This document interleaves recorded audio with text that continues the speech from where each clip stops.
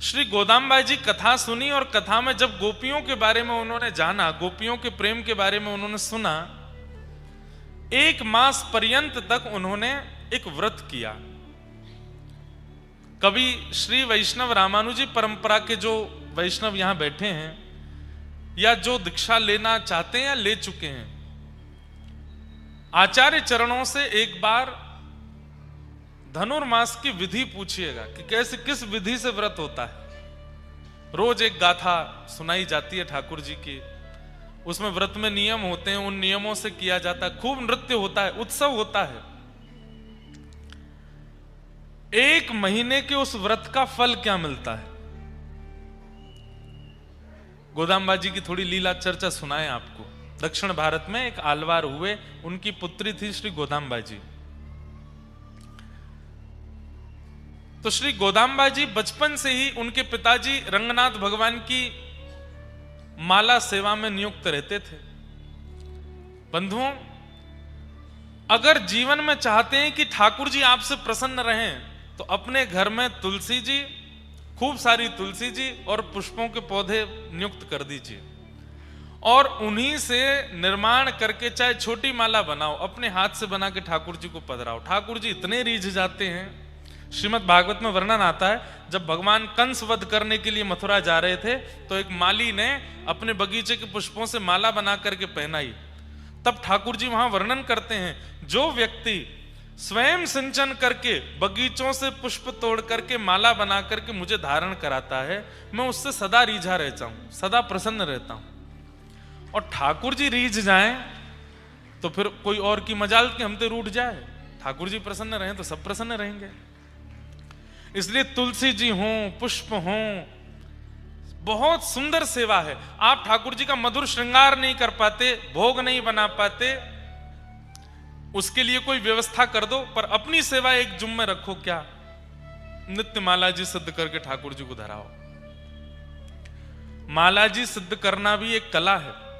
हमारे ठाकुर जी तो इतने छोटे से हैं, अभी आमेंगे देखियो, पता ही नहीं चलेगी कहां है ठाकुर जी। छोटे से हैं लाला, लेकिन छोटे से ठाकुर जी की माला कैसे बनती है? जैसे ये गुलाब की पंखुड़ी है ना, इसको एक बार मोड़ो, फिर एक और बार मोड़ दो, फिर एक और बार मोड़ दो, तो ये छोटे हो जाएंगे। ऐसे छोटी छोटी, कुछ लाल पंखुड़ी, कुछ हरी पंखुड़ी, कुछ सफेद पंखुड़ी, ऐसी छोटी सी माला बनती है, तब धारण करते हैं। ठाकुर जी को माला इतनी प्रिय है। वास्तव में पुष्प जो होते हैं माला में, उनको ठाकुर जी अपना भक्त स्वरूप मानते हैं। और माला बनाने वाले को भी यही भावना रखनी चाहिए, प्रत्येक पुष्प को एक भक्त का नाम दे करके माला में पिरोवे।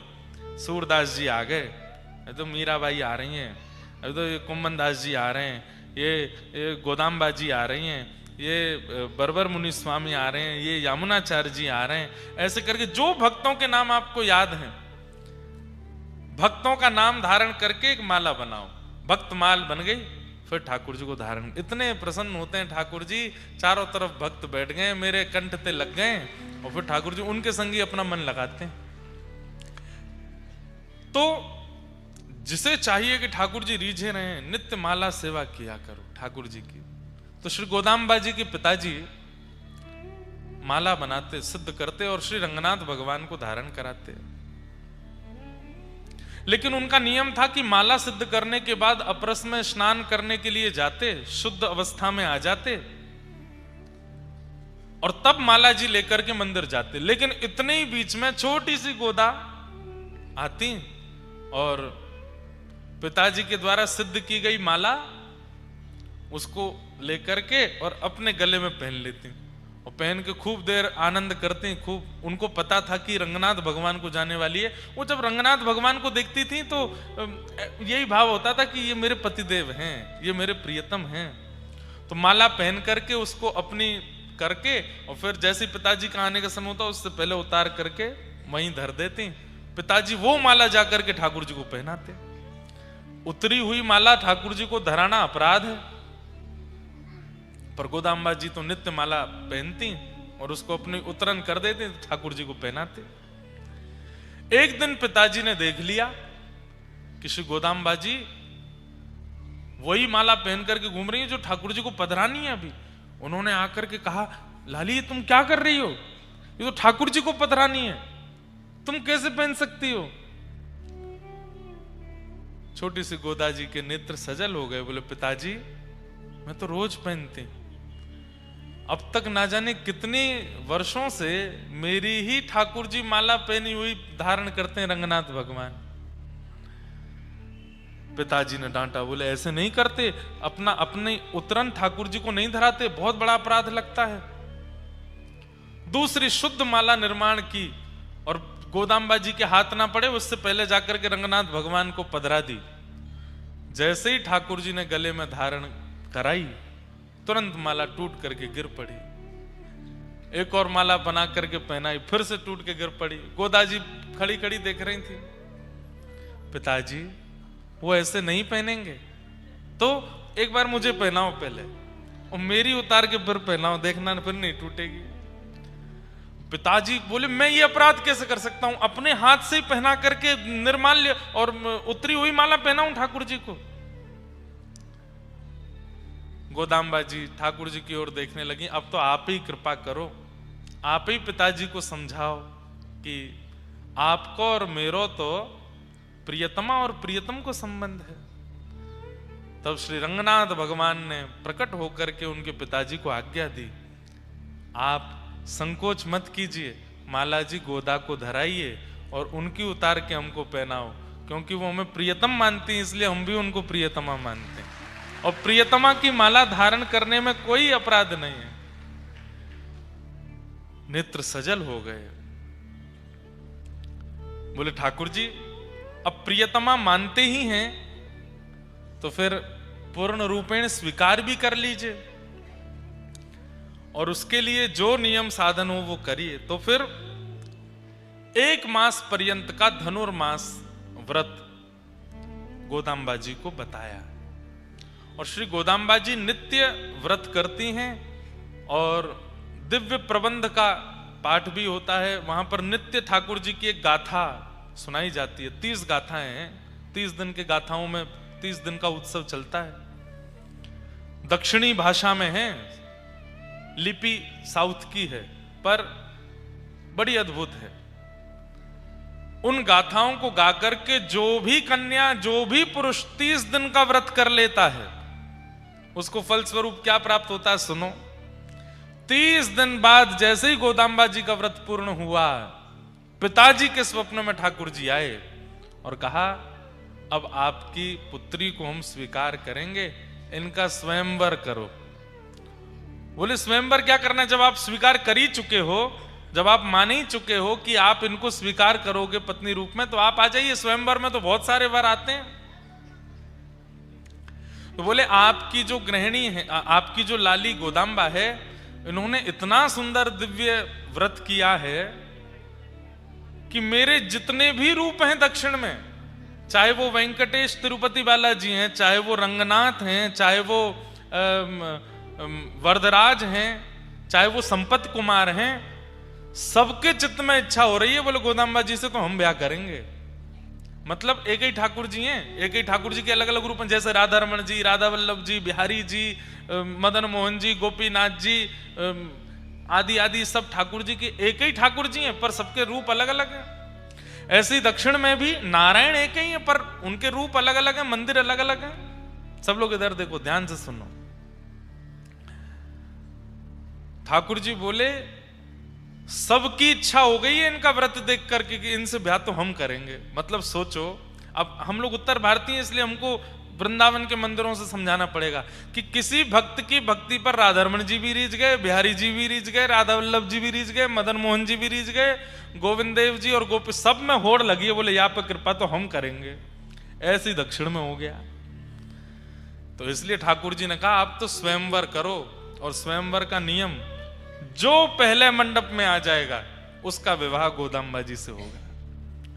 बंधुओं, इसे कहते हैं रास। ठाकुर जी में होड़ लग रही है भक्त के पास जावेगी, तुम पीछे हटो मैं पहले जाऊंगा। तो श्री गोदाम्बा जी के पिताजी ने पत्री बनवाई, शादी की जैसे पत्रक होती है, और प्रत्येक दिव्य देश में जाकर के ठाकुर जी को निमंत्रण देकर के आए कि हमारी लाली को ब्याह है, आप भी दुल्हा बन के आओ, क्या पता जयमाल हो जाए। तिरुपति गए, रंगनाथ गए, श्री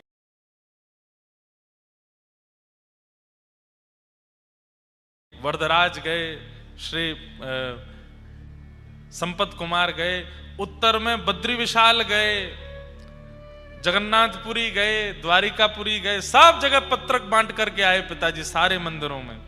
वो हमारी लाली का स्वयंवर हो रहा है, सारे हरि, सारे ठाकुर जी आ जाओ, जो पहले पहुंचे को वहां से ब्याह। पत्रक पहुंच गया। अब यहां श्रीरंगम में विराजमान श्री रंगनाथ भगवान वो बड़ी चिंता में बैठे हैं। तभी गरुण जी आदि सब आकर के बोले, जय जय, बड़े चिंता में हो, कहा बात है? बोले हमको ये लग रही है कि ये गोदाम्बा जी तो हमसे प्रेम करती हैं, पर ये हमारे ही स्वरूप हैं साबरे, और सब में होड़ लगी है। वहां जगन्नाथ जी तैयारी करे बैठे, बोले मैं पहले पहुंचूंगा। बद्रीनाथ जी कह रहे हैं मैं तो ऊंची पहाड़ी थी, सीधी छलांग मारूंगा, दक्षिण ही पहुंचूंगा।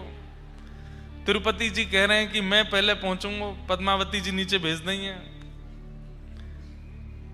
हम कैसे पहले पहुंचे?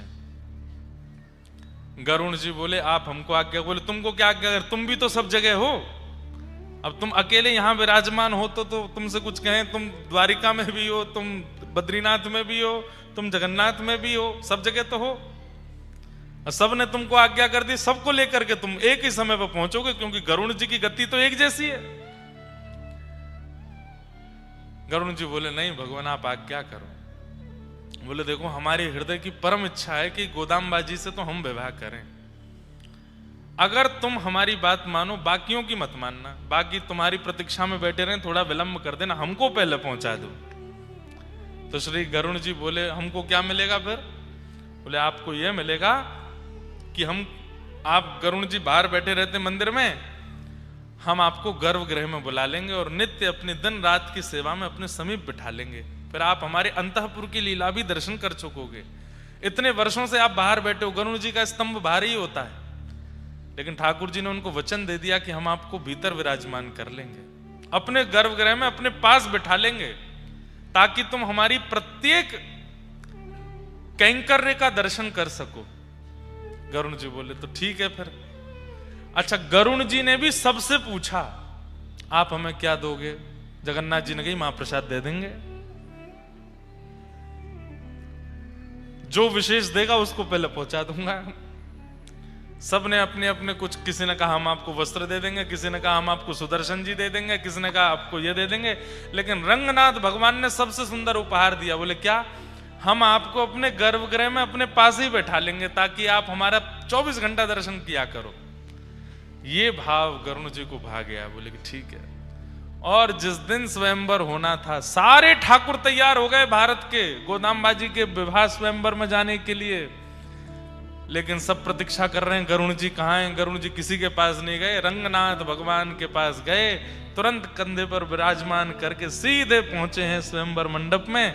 और सबसे पहले आगंतुक के रूप में श्री रंगनाथ भगवान पधारे, शंख चक्र गदा पद्म धारण करके। जैसे ही प्रभु पधारे, श्री गोदाम्बा जी ने उनका वर्ण किया। जैसे ही जयमाल पड़ रही थी, उसी समय द्वार के भीतर प्रवेश कर रहे हैं श्री तिरुपति बालाजी, उसी समय श्री जगन्नाथ जी, द्वारिकाधीश जी सब रे आए। बोले रह गए हम तो, गरुण कहाँ हैं? गरुण जी बोले आपसे भी बढ़िया ऑफर मिला था हमको, इसलिए इनको पहले लिया है। इन्होंने गर्भगृह में बैठाने का हमको आश्वासन दिया है, इसलिए हम इनको पहले लिया है। बोले अब हम लोग क्या करें? आ तो गए हम लोग, तो फिर रंगनाथ भगवान बोले दावत बनिए, पाओ बैठ के बराती हो सबरे, ठाकुर जी ही दुल्हा, ठाकुर जी ही बराती। ऐसा विवाह भारत में केवल एक ही बार हुआ, श्री गोदाम्बा जी का कल्याण उत्सव। तो कल उसी कल्याण उत्सव का सूक्ष्म दर्शन हम लोग कर रहे थे। ठाकुर जी की मधुर पालकी चल रही थी, उसका हम लोग अनुभव कर रहे थे। भगवान की उस आज्ञा को कि गरुण जी गर्भगृह में विराजेंगे, उसकी पूर्णता हुई श्री वृंदावन धाम में। हमारे वृंदावन में श्री राधा रमन जी के पास में, निधिवन राज के पास में उत्तर भारत का सबसे बड़ा मंदिर है श्री रंगजी मंदिर। आप लोग वहां दर्शन किए होंगे जो वृंदावन जाते हैं। मूल नाम उनका है गोदारंगमन्नार मंदिर। वहां पर ठाकुर जी गोदाम्बा जी के साथ विराज रहे। ठाकुर जी की ऐसी छवि पूरे भारत में, नारायण की ऐसी छवि कहीं नहीं है। कैसी है? ऐसी है, ऐसे हाथ ऊपर किए हैं, क्या बोले, गैया चरा रहे हैं नारायण प्रभु वहां पर। और वहीं गर्भगृह में गरुण जी साथ में विराज रहे हैं ठाकुर जी के। जो वचन ठाकुर जी ने दिया वो वचन निभाया, और श्री गोदाम्बा जी के साथ में नारायण प्रभु ने अपने समीप में गरुण जी को विराजमान किया, और वृंदावन में वो दर्शन आज भी होते हैं। गरुण जी बिल्कुल समकक्ष विराजमान है। ऐसे श्री गोदाम्बा जी को ठाकुर जी प्राप्त हुए। तो श्री वैष्णव रामानुजियों को ही वह व्रत करने का अधिकार है जो 30 दिन का व्रत हमारे धनुर्मास में होता है। और वैसे कोई ऐसी बात नहीं कि कोई एक संप्रदाय वाले ही करें। धनुर्मास में श्री गोदाम्बा जी की गाथा सुनकर के कोई भी उस व्रत का नियम धारण कर ले, पर बात यह है कि वही गाथा होनी चाहिए जो दक्षिण की है। तो उससे फिर नारायण प्रसन्न होते हैं, और प्रसन्न होकर के वर रूप में आते हैं और जीवन को प्राप्त होते हैं। ऐसे श्री ठाकुर जी के मंगल विधान को हम बारंबार प्रणाम करते हैं। ऐसे ही बंधुओं, आप कोटावासी हैं, यहाँ पर मथुराधीश बिहारी जी सब आपके समीप ही हैं। खूब भाव से, खूब प्रेम से उनको रिझाओ, आनंद कराओ, ताकि ठाकुर जी किसी रूप में, किसी संबंध में हमें प्राप्त हों। ऐसी हमारी भावना।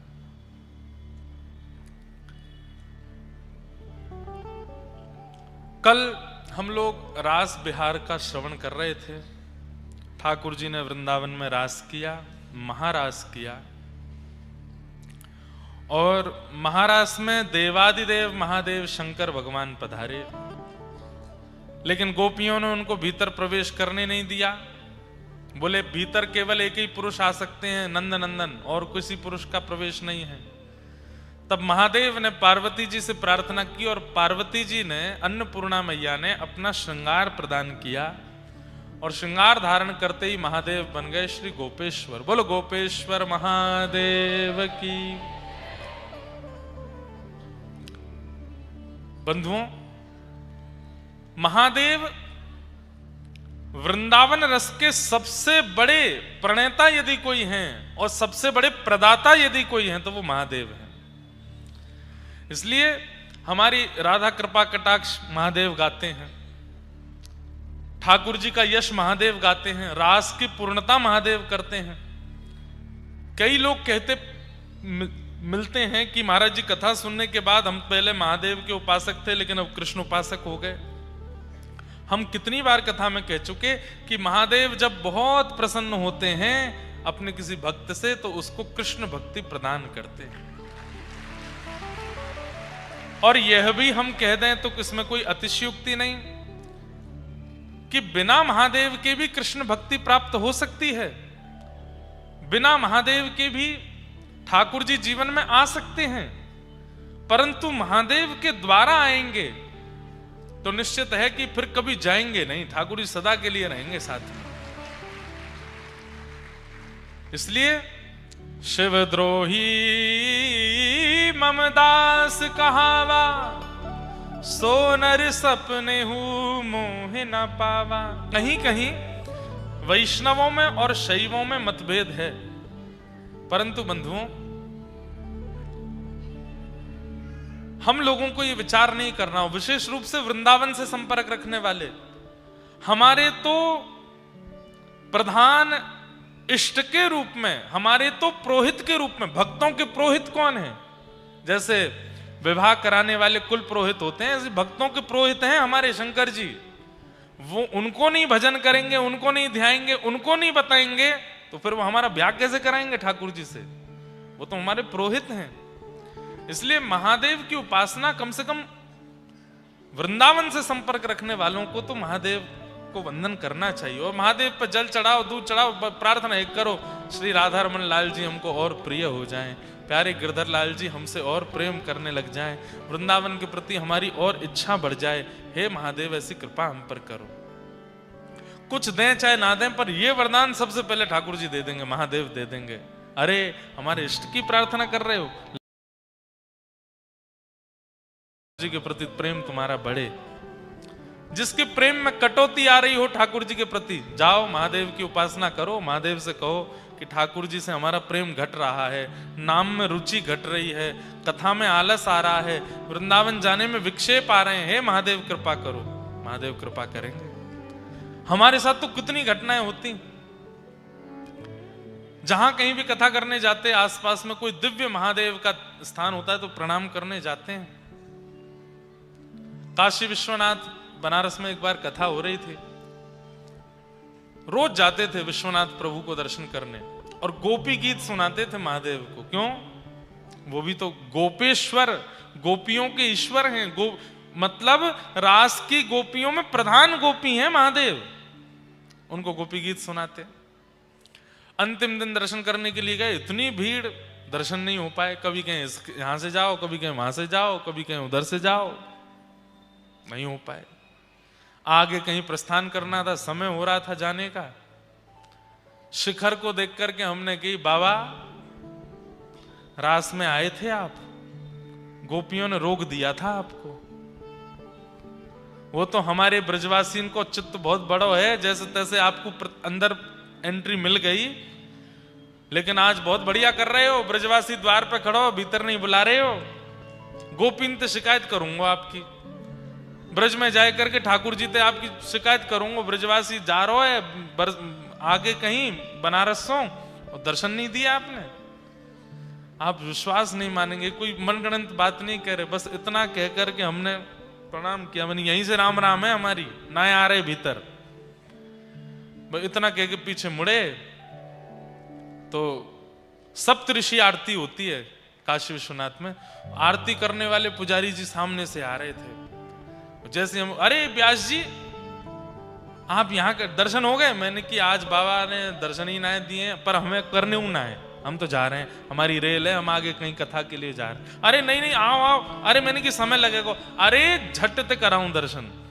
ले गए, सीधे हाथ पकड़ करके काशी विश्वनाथ भगवान के सामने ही बिठाई दियो, बैठ जाओ और सुनिए, ये लो दूध चढ़ाओ, दही चढ़ाओ, शहद चढ़ाओ।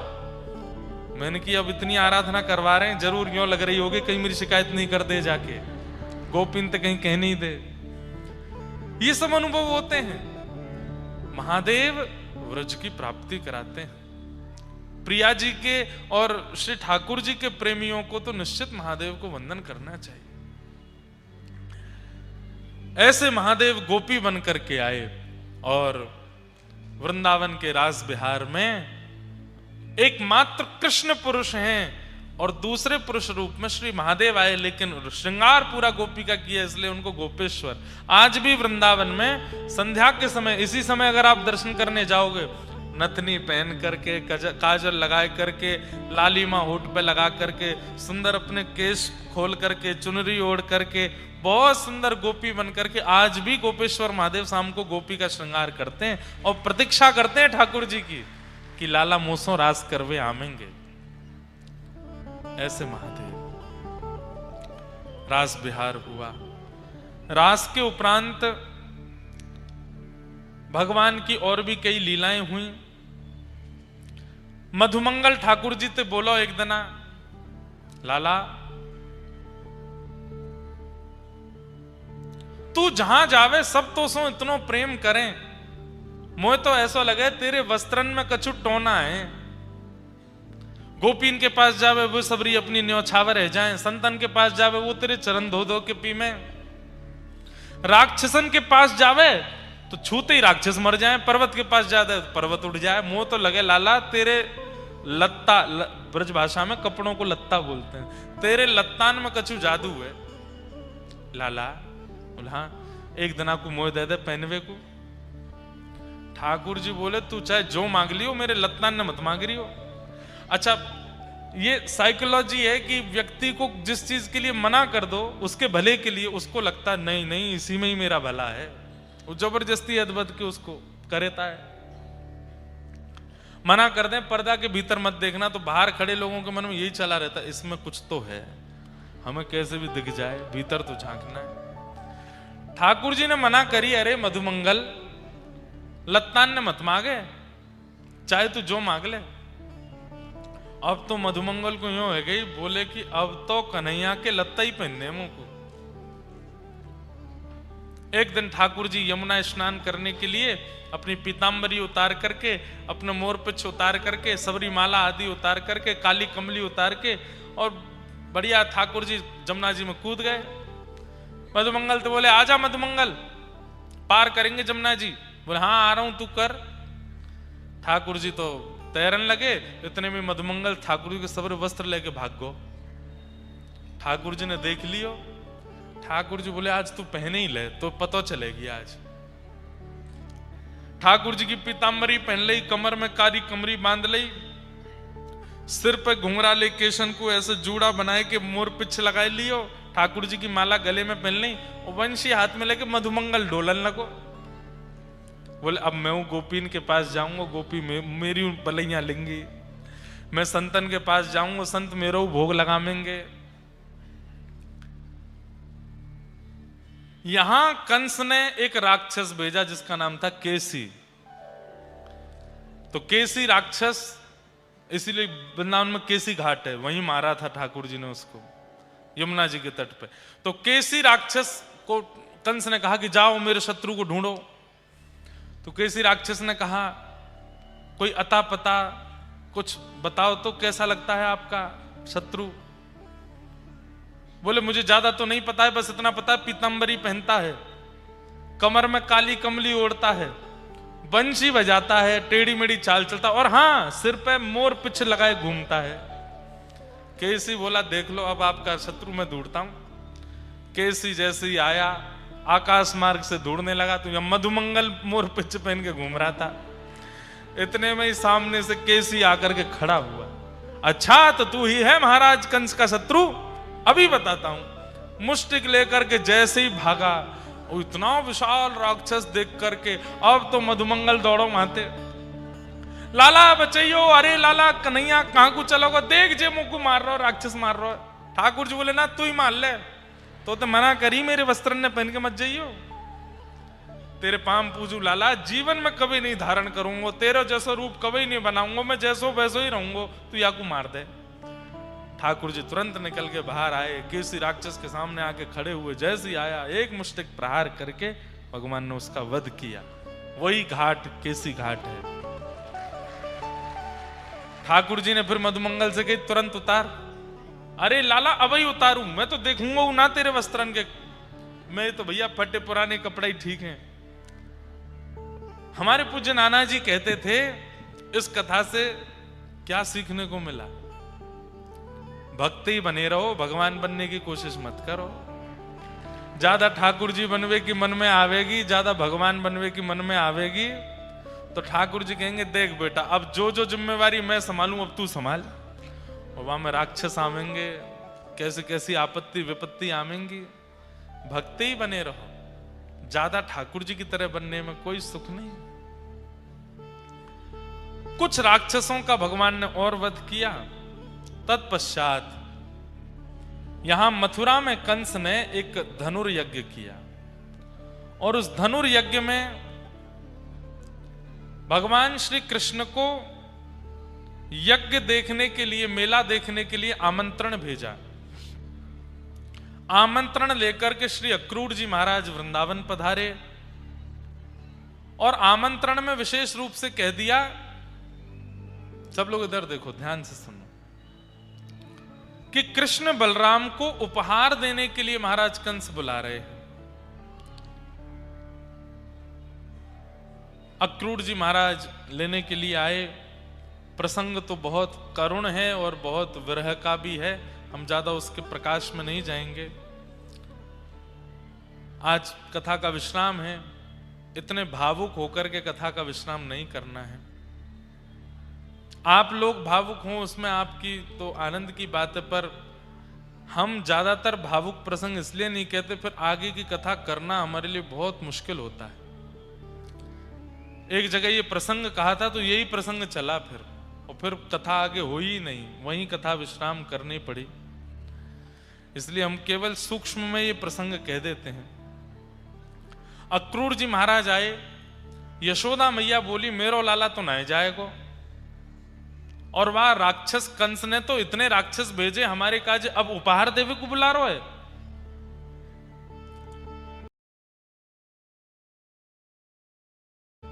ठाकुर जी ने मन में विचार किया, कन्हैया अगर आज नहीं बोले तो फिर कभी नहीं बोल पाओगे। ठाकुर जी बोले, मैया तू तो चाहवे ही ना है कि तेरे लाला को कोई और उपहार देवे, कोई तेरे लाला को बहुत यश गावे, नाम करे, प्रतिष्ठा करे। तू तो मोया घर में ही बूढ़ो कर लेगी, नंद भवन ते कभी बाहर ना जान देगी। अरे दुनिया के बालकन को उपहार लेवे के काजे और जाने कैसे कैसे कार्यक्रम में बुलाए हो जाए, तेरे बालकन को बुला रहे हो तो तू मना कर रही है। मैया के चित्त में ये बात चुभ गई कि कन्हैया को कहीं ऐसा तो ना लग रहा कि मैं यहां से प्रेम ना करूं। मैया बोली, अच्छा ठाकुर जी का मन नहीं है, भारी मन से बोल रहे हैं। मैया से जिद कर रहे हैं मैं मथुरा जाऊंगा। मैया बोली, लाला तेरे बगैर मुंह को एक क्षण भी चैन ना पड़े। तू जावे गैया चरावे और लौटवे में नेक विलंब है जाए तो मेरी ऐसी हालत है जाए। लाला तू 2 दिना के काजे मथुरा जाएगो, मैं कैसे रहूंगी। मैया मैं परसों आ जाऊंगा ना, मुझको जान दे। अंत में यशोदा मैया मान गई, ठीक है लाला लेकिन आए जाइयो परसों। बोले हाँ आ जाऊंगा। दाऊ दादा नंद बाबा तैयार भये, हम लाला के संग जाएंगे। रात भर ठाकुर जी सोए नहीं। प्रातः काल होते ही रथ में विराजमान हुए। सब ब्रजवासी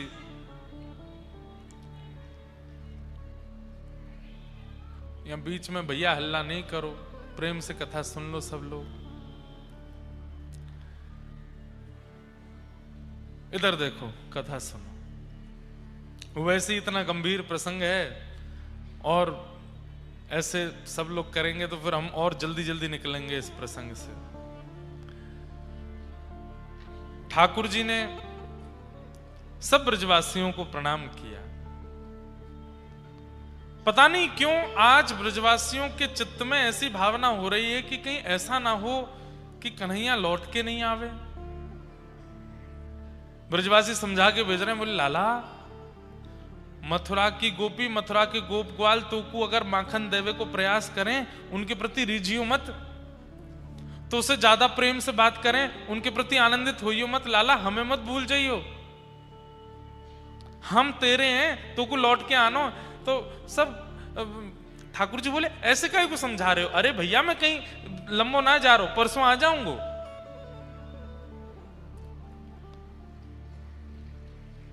सब ब्रजवासी चिंतन कर रहे हैं और प्रार्थना कर रहे हैं, हे मथुरा वासियों तुम ज्यादा स्वागत मत करियो, ज्यादा सत्कार मत करियो, ज्यादा रिझा मत लियो ठाकुर जी को। कहीं ऐसा नहीं हो आपके प्रेम सत्कार में लाला रीझ के वहीं को है जाए, लौट के नहीं आवे। बंधुओं प्रेम में एक ये सूक्ष्म ईर्ष्या होती है, इसको ईर्ष्या नहीं माना जाता। एक भय होता है अपने प्रेमी को खो देने का, और वही भय ब्रजवासियों को हो रहा है, कहीं हमसे अधिक प्रेम वहां प्राप्त ना हो जाए। सब ब्रजवासियों को मिलकर के ठाकुर जी रथ में बैठे। पता नहीं अक्रूर जी के मन में क्या बात आई और श्री अक्रूर जी महाराज यशोदा मैया के पास गए और मैया से बोले, मैया भीतर चलो, मुझे जरूरी बात करनी है आपसे। और अक्रूर जी महाराज यशोदा मैया को भीतर ले गए। बाहर सब ब्रजवासी ठाकुर जी से मिल रहे हैं और अक्रूर जी ने कक्ष बंद करके मैया से कहा, मैया जीवन भर आप अंधेरे में रहो, एक असत्य में रहो, इसलिए मेरा कर्तव्य है कि मैं आपको सत्य बता करके जाऊं। मुझे देवकी मैया ने कहा है आपको सत्य बताने के लिए। कैसा सत्य कि कन्हैया अब वापस नहीं आएंगे, वो मथुरा ही रहेंगे। अरे तू ऐसी बात काहे को करे? अरे तू अपनो काम करवे आयो, लाला ले जावे आयो, लेके जा और तुरंत लेके आ जाइयो, ये कैसी बात करे? अक्रूर जी बोले मैया आपको क्रोध आएगा, लेकिन मेरी बात ध्यान से सुनिए। आपने सुना था 11 वर्ष पहले देवकी के एक लाला हुआ था।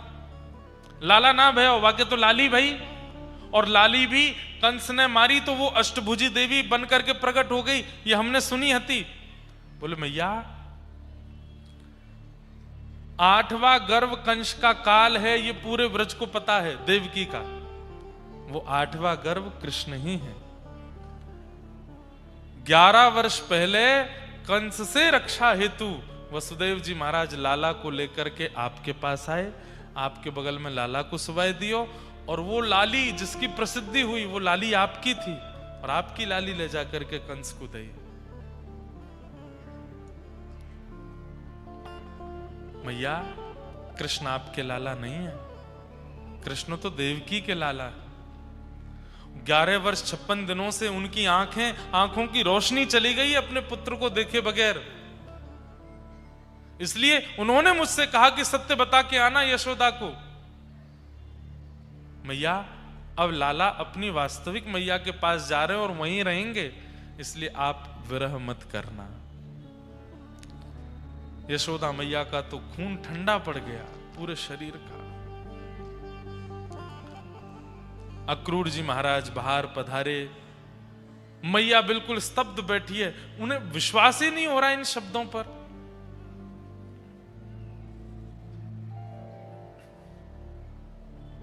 अक्रूर जी महाराज तुरंत रथ पर बैठे, रथ लेकर के आगे ले जाने लगे। सब ब्रजवासियों का रोना जब तीव्र हो गया, यशोदा मैया के कान में आवाज गई, बोले लाला मथुरा जा रहा है और अब कभी नहीं आवेगो, एक बार मिल तो लऊं। सब ब्रजवासी पीछे पीछे ठाकुर जी के दौड़ रहे हैं, ठाकुर जी का रथ आगे चल रहा है। इतने में ही जोर की आवाज आई, लाला, अरे कन्हैया नेक रुक जा, अरे लाला नेक रुक जा। स्वर था यशोदा मैया का।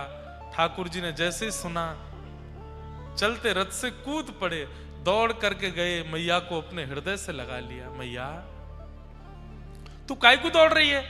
तू हार जाएगी, थक जाएगी। अरे गोपियों मैया को संभालो, मैं आ जाऊंगा ना परसों।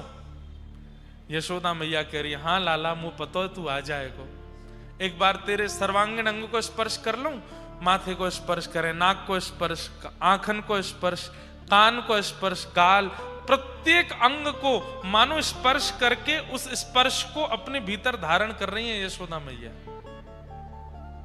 अब ये स्पर्श मिलेगा नहीं। और सर्वांगीण अंग को स्पर्श करते हुए जैसे यशोदा मैया ने चरण स्पर्श किए, ठाकुर जी बोले मैया तू कहा कर रही है, अरे जल्दी उठ। यशोदा मैया रोने लगी, अंक में भर लियो लाला, और बोली लाला मुंह को आज पतो चल गई, तू मेरो लाला ना है, तू तो देवकी को लाला है, और देवकी के पास तू आज वर्षन बाद जा रहा है। लाला मैं तो सो केवल एक प्रार्थना करूं, तू बिल्कुल ग्लानि मत करियो अपने मन में, तू चलो जा देवकी के पास, बस मेरी एक बात मान जा, जीवन भर मेरे पास मत आइयो, पर जब पता चल जाए कि बूढ़ी यशोदा के प्राण निकल रहे हैं, वास्तव में मेरे सामने आए जाइयो लाला, तेरी रूप माधुरी को देख करके अपने प्राण त्याग दूंगे। मेरो लाला मेरे सामने होएगो, तेरी गोद में अपना सर रखूंगी, सर्वांगीण वृंदावन की बाल लीला को स्मरण करूंगी, कैसे चलनो सिखायो, कैसे बोलनो सिखायो, कैसे नृत्य करनो सिखायो, सब स्मरण करके प्राण त्याग दूंगी। बस लाला इच्छा एक है, तू सामने हो तब प्राण निकले, मेरा और तो कोई नहीं है लाला, बस तू ही है। यशोदा मैया की बात सुनकर के ठाकुर जी भावुक हो गए, मन में सोचने लगे अक्रूर तुमने क्यों बताया मैया को, मैं कोई योजना बनाता, कोई लीला ऐसी करता, कुछ तो ऐसा बनाता। यशोदा मैया पुनः मूर्छित हो गई और जैसे ही मैया को मूर्छा हुई, ठाकुर जी ने चरण स्पर्श किए, मैया की चरण रज को अपनी जेब में भर लिया और पूरे व्रज को प्रणाम करके ठाकुर जी रथ में आरूढ़ हो गए और आरूढ़ होकर के मथुरा प्रस्थान कर गए।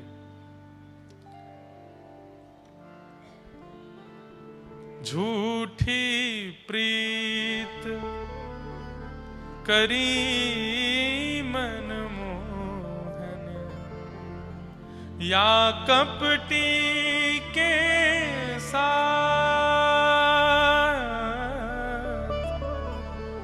या कपटी के साथ।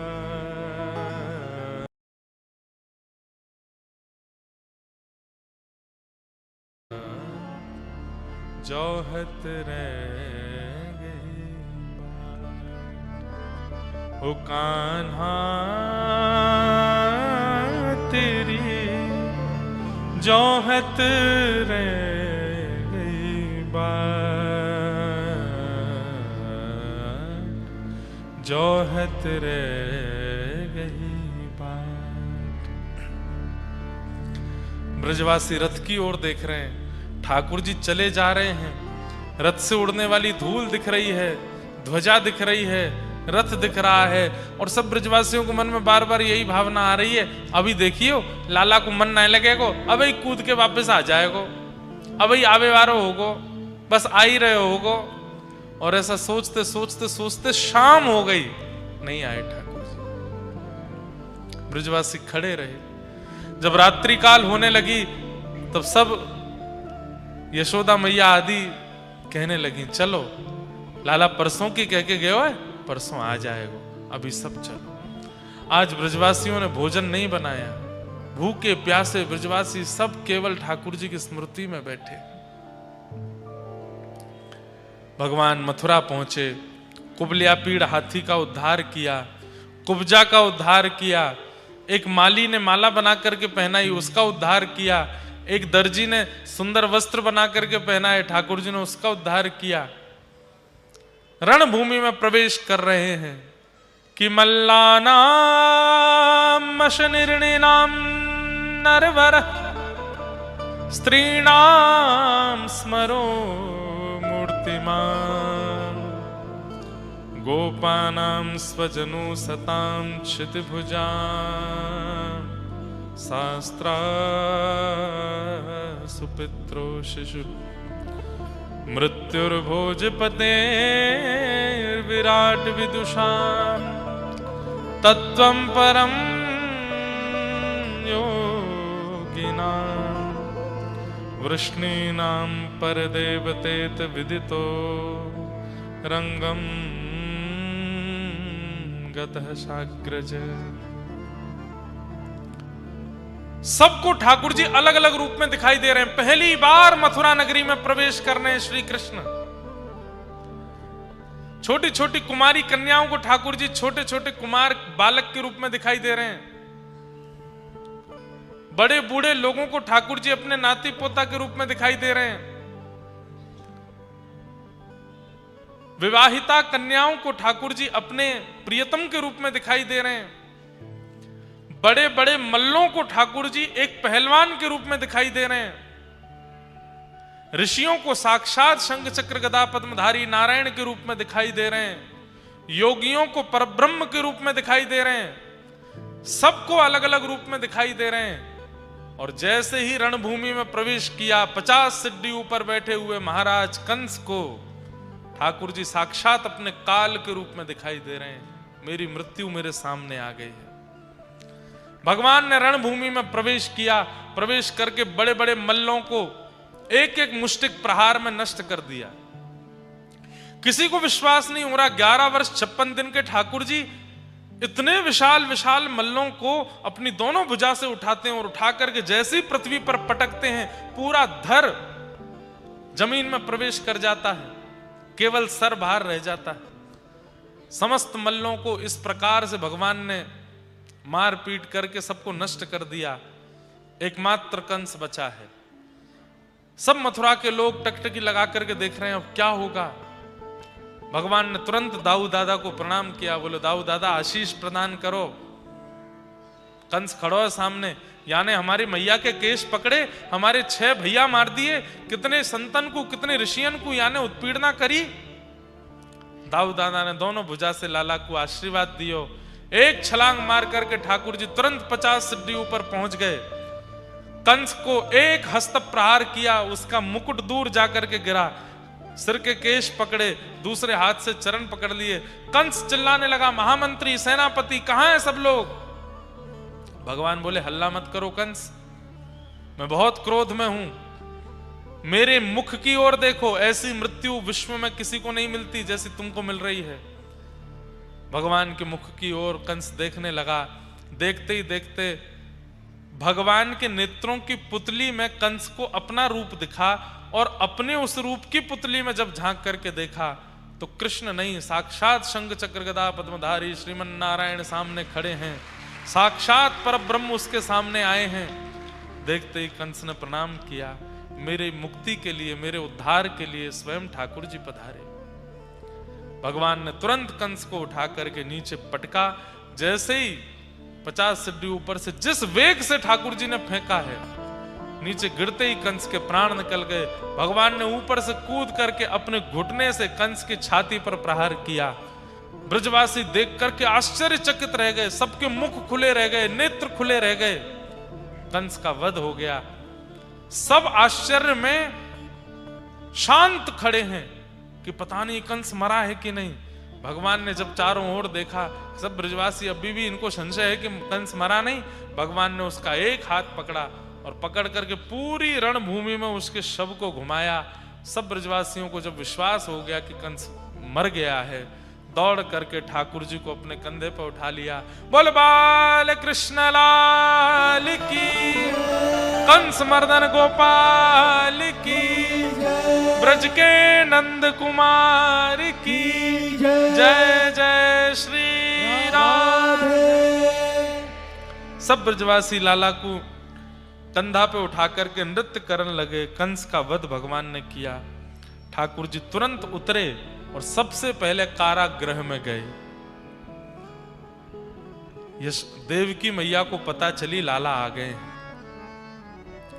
11 वर्ष पहले इतने से ठाकुर जी देखे थे, और आज 11 वर्ष 56 दिन बाद जैसे ही ठाकुर जी पधारे, 11 वर्ष के हो गए हैं, घुंघराले केश हैं। बंधुओं, भगवान का मुंडन नहीं हुआ अभी तक। केश कितने बड़े हैं ठाकुर जी के? बोले सिर से लेकर के चरणों से नीचे तक केश हैं ठाकुर जी के। श्रीनाथ जी की ये इधर जो चमक रही है, ये क्या है? ये ठाकुर जी की बेणी है, ठाकुर जी के केश हैं। इतने बड़े केश हैं ठाकुर जी के। श्राद्ध पक्ष जब प्रारंभ होता है,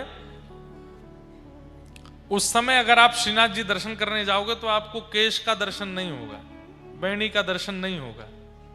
क्यों? क्योंकि ठाकुर जी उस समय दान मांगते हैं। दान एकादशी आती है तो गोपियों का दान मांगते हैं, और दान नहीं देती तो फिर छीन के भागते हैं। तो ठाकुर जी जब भागते हैं तो केश चोटी इतनी लंबी है ठाकुर जी की, गोपी भैया पकड़ ले। तो इसलिए ठाकुर जी के दान एकादशी के आसपास जब दर्शन करोगे श्रीनाथ जी में, ठाकुर जी के केश के दर्शन नहीं होते। क्यों? बोले यशोदा मैया थे कह के लाल जी अपनी बेणी गुथवा करके और ले करके अपनी कमर में लपेट लें कि कहीं ये निकर नहीं जाए तो गोपी पकड़ लेंगी याकू। इतने बड़े केश हैं ठाकुर जी के, लंबे केश। उन केशों को ठाकुर जी ऐसे बांध करके सिर पर यहाँ खूब सुंदर ऐसे जूड़ा सा बना लेते हैं। उस पर सुंदर सुंदर मोती, सुंदर सुंदर वनमाल, ऐसी कभी यहाँ की तरफ, कभी यहाँ की तरफ, कभी पीछे की तरफ, ऐसे ठाकुर जी केश बना करके और फिर मोर पिछ लगा के घूमते हैं। मुकुट नहीं पहने ठाकुर जी, पाग पहने। यशोदा मैया, देवकी मैया ने जैसे ही पहली बार देखा, आहा नील कांति, कमल जैसे नेत्र, इतने सुंदर ठाकुर जी, ऐसे घुंघराले केश देख करके देवकी मैया का हृदय भर आया। दौड़ करके हृदय से लगा दियो और बोले लाला अब मुझे छोड़ के नहीं जाएगा ना? ना मैया अब मैं तेरे पास आएगा, अब नहीं जाऊंगा। मन ही मन यशोदा जी को बहुत याद कर रहे हैं ठाकुर जी, पर अब नियम निभाना है, मैया के पास रहना है। भगवान ने ऊपर आकर के अक्रूर जी महाराज को राज्य पदवी पर बिठाया, अपने नाना जी को, कंस के पिताजी को। अक्रूर जी को मथुरा का राजा बनाया और स्वयं जिज्ञासा प्रकट की कि अब हम बहुत बड़े हो गए हैं, अभी तक गुरुकुल नहीं गए पढ़ने के लिए, आप कृपा करके हमें एक श्रेष्ठ गुरु के पास पढ़ने का अनुमति प्रदान करो। तब वसुदेव जी महाराज ने ठाकुर जी को अवंतिका उज्जैन भेजा सांदीपनी उपाध्याय जी से पढ़ने के लिए। तब ठाकुर जी प्रथम बार गुरुकुल पढ़ा। 11 वर्ष 56 दिन बाद ठाकुर जी गुरुकुल गए पढ़ने के लिए। ठाकुर जी सांदीपनी विद्यालय में पढ़ने आए, वहां ठाकुर जी का मुंडन हुआ। ठाकुर जी की चौड़ी चोटी रखी गई, शिखा धारण